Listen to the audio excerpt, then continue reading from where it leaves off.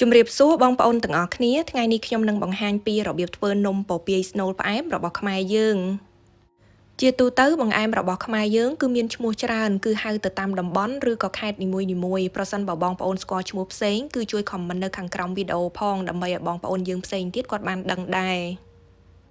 ចំណែកឯវិធីធ្វើវិញក៏មានច្រើនដូច្នេះនៅក្នុងវីដេអូនេះខ្ញុំនឹងជ្រើសរើសយកវិធីដែលងាយជាងគេមកបង្ហាញបងប្អូនទាំងអស់គ្នា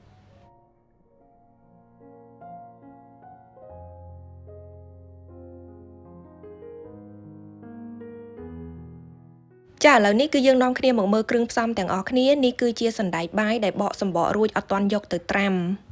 ចំណែកឯខាងនេះវិញគឺជាសណ្តែកដែលខ្ញុំបានដាក់ត្រាំរយៈពេល1ម៉ោងរួចមកហើយដែលមានបរិមាណ1ខាប់ឬក៏230ក្រាមចានេះគឺជាគ្រឿងផ្សំសម្រាប់យកទៅដាក់នៅក្នុងសណ្តែកមានដូចជាខ្ទិះដូងនឹងចំនួន1ខាប់ឬក៏255មីលីលីត្រស្ករសចំនួន6ស្លាបព្រាបាយអំបិលកន្លះស្លាបព្រាកាហ្វេចានេះគឺជាគ្រឿងផ្សំសម្រាប់រោយនៅលើនំមានដូចជាល្ងស2ស្លាបព្រាបាយល្ងខ្មៅ2ស្លាបព្រាបាយហើយនិងស្ករស2ស្លាបព្រាបាយនេះគឺជាគ្រឿងផ្សំសម្រាប់ធ្វើសម្បកនំមានដូចជាម្សៅអង្ករដំណើបនឹងចំនួន2ខាប់កន្លះឬក៏340ក្រាមទឹកវិញ1ខាប់កន្លះឬក៏300មីលីលីត្រចំពោះសាច់ដូងវិញគឺយើងត្រូវកោសឲ្យល្អិតបំផុតបើមិនអញ្ចឹងទេវានឹងមិនជាប់នៅលើសាច់នំរបស់យើងទេ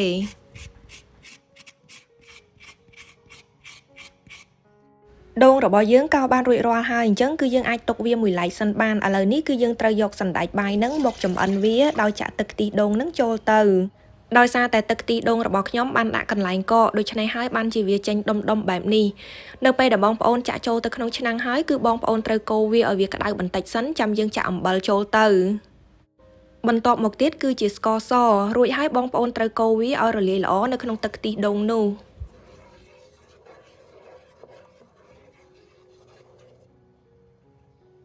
មុននឹងយើងដាក់សណ្តែកចូលទៅគឺយើងត្រូវលាងទឹកវាឲ្យស្អាតរហូតដល់ទឹកនោះថ្លាល្អបន្ទាប់មកគឺត្រូវច្រោះទឹកចេញឲ្យអស់ចាំដាក់ចូលទៅក្នុងទឹកខ្ទិះដូងនោះចំពោះភ្លើងវិញគឺយើងត្រូវប្រើភ្លើងមធ្យមហើយបងប្អូនត្រូវកូរសណ្តែកនោះរហូតដល់សណ្តែកនឹងពុះហើយបែកហើយនឹងឆ្អិនល្អ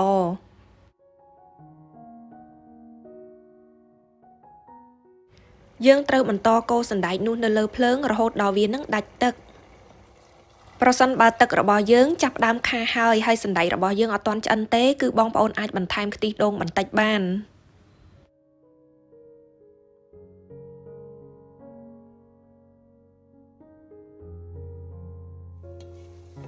ចាឥឡូវនេះសណ្តែករបស់យើងគឺបានខាស់ទឹកហើយដូច្នេះគឺបងប្អូនអាចយកចុងស្លាបព្រានឹងមកតេស្តមើលថាតើវាផុយហើយឬនៅបើវាផុយហើយបានន័យថាវានឹងឆ្អិនហើយពេលនេះសណ្តែកផុនយើងគឺបានដាច់ទឹកមែនតែនហើយដូច្នេះគឺបងប្អូនអាចលើកវាពីលើភ្លើងរួចទុកឲ្យវាត្រជាក់សិនកំឡុងពេលដែលយើងកំពុងតែរង់ចាំឲ្យសណ្តែកចុះត្រជាក់បន្តិចគឺយើងឆ្លៀតពេលមកលីងល្ងទុកឲ្យហើយការលីងល្ងគឺយើងត្រូវប្រើភ្លើងតិចៗហើយយើងត្រូវឧស្សាហ៍ក្នុងការកូរត្រឡប់វាបែបនេះយើងត្រូវកូរត្រឡប់វានៅលើខ្ទះរហូតដល់គ្រាប់ពណ៌សនឹងប្រែទៅជាពណ៌ក្រហមនិងមានក្លិនឈ្ងុយល្អវាជាការស្រេចចាឥឡូវនេះសណ្តែករបស់យើងគឺបានចុះត្រជាក់ហើយដូច្នេះគឺយើងអាចប្រើដៃឬមួយក៏ស្លាបព្រាដើម្បីកិនវាឲ្យម៉ត់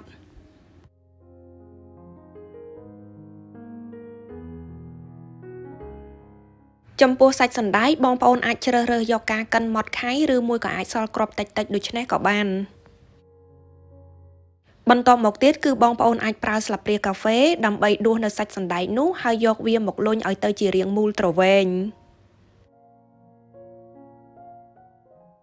ចំពោះទំហំរបស់ស្នូលគឺបងប្អូនអាចជ្រើសរើសទៅតាមចំណូលចិត្តបានសណ្តែករបស់យើងបានលុញជារាងមូលទ្រវែងរួចរាល់ហើយឥឡូវយើងនាំគ្នាមកលាយម្សៅដើម្បីធ្វើសម្បកនំវិញម្ដងជាដំបូងហ្នឹងគឺយើងត្រូវយកម្សៅអង្ករដំណើបមកលាយទឹកហើយយើងត្រូវចាក់ទឹកម្ដងបន្តិចហើយយើងត្រូវច្របល់ម្សៅជាមួយនឹងទឹកនោះហើយនឹងញីវារហូតដល់ម្សៅនឹងខាំស្អិតចូលគ្នាคล้ายទៅជាដុំបែបនេះ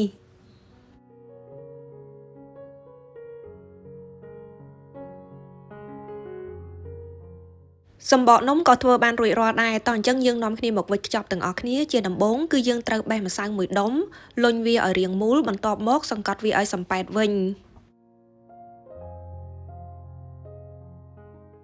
បន្ទាប់មកគឺត្រូវប្រើម្រាមដៃដើម្បីសង្កត់វាឲ្យទៅជាបន្ទះស្ដើង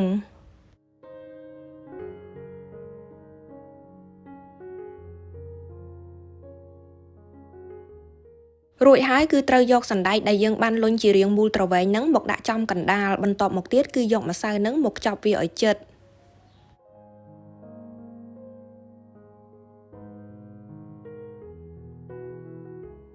ខ្ចប់ជិតហើយគឺយើងត្រូវលុញម្សៅនោះឲ្យចេញជារាងមូលត្រវែងដែរ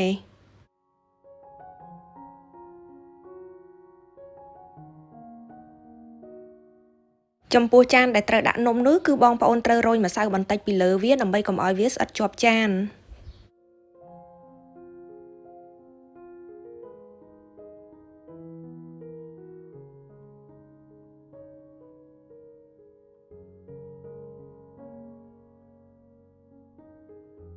ចាដូច្នេះបងប្អូនត្រូវបន្តធ្វើបែបនេះរហូតដល់បងប្អូនអស់ម្សៅហើយនឹងស្នូលសណ្តែកនឹងទៅ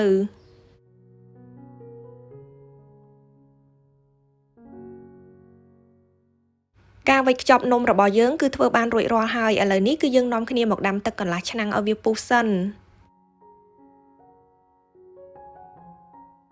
ហើយយើងក៏ត្រូវត្រៀមចានទឹកកកដើម្បីដាក់នំនៅពេលដែលវាឆ្អិនឥឡូវនេះទឹករបស់យើងបានពុះហើយដូច្នេះគឺយើងអាចដាក់នំពពាយនឹងចូលទៅបាននៅពេលដែលយើងទម្លាក់នំនោះចូលទៅក្នុងឆ្នាំងទឹកពុះនឹងហើយគឺយើងត្រូវបន្ថយភ្លើងបន្តិចបន្ទាប់មកគឺយើងត្រូវយកវែកនឹងញែកវាដើម្បីកុំឲ្យវាស្អិតជាប់គ្នានំពពាយនៅពេលដែលយើងទម្លាក់ចូលទៅក្នុងឆ្នាំងដំបូងវានឹងធ្លាក់ទៅបាតឆ្នាំងបែបនេះក៏ប៉ុន្តែនៅពេលណាដែលវាឆ្អិនវានឹងអណ្ដែតលើទឹកវិញ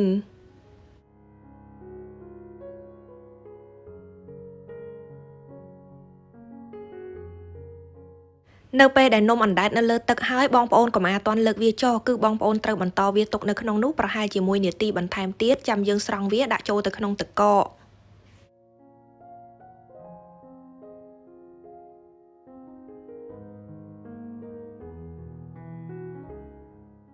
នំពពាយរបស់យើងគឺបានចម្អិនរួចរាល់ហើយឥឡូវនេះគឺយើងនាំគ្នាមកលាយល្ងវិញម្ដងគឺយើងត្រូវយកល្ងសហើយនិងល្ងខ្មៅដែលបានលីងរួចនឹងច្របល់ចូលគ្នារួចហើយគឺត្រូវចាក់ស្ករសនឹងចូលទៅដែរបន្ទាប់មកច្របល់វាឲ្យចូលគ្នាម្ដងទៀតច្របល់ស្ករសជាមួយល្ងរួចហើយគឺយើងអាចលើកនំនោះពីទឹកត្រជាក់ដាក់ចូលទៅក្នុងសាច់ដូងដើម្បីប្រឡាក់សាច់ដូងតែម្ដង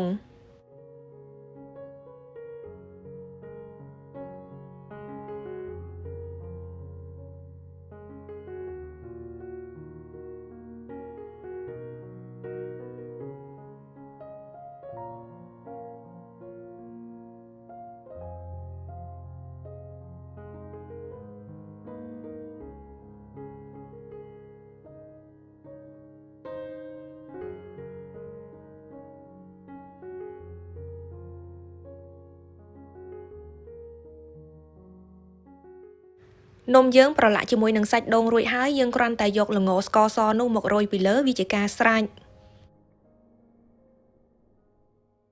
អញ្ចឹងក៏សូមអរគុណច្រើនចំពោះការទស្សនាវីដេអូមួយនេះហើយប្រសិនបើបងប្អូនមានយោបល់អ្វីគឺអាចខមមិននៅខាងក្រោមបានជាចុងក្រោយក៏សូមឲ្យបងប្អូនទាំងអស់គ្នាជួយ like និង share វីដេអូនេះឲ្យបានច្រើនផងហើយកុំភ្លេច subscribe នៅក្នុង YouTube Channel របស់ខ្ញុំដើម្បីទទួលបាននូវវីដេអូផ្សេងៗទៀតអរគុណច្រើនជម្រាបលា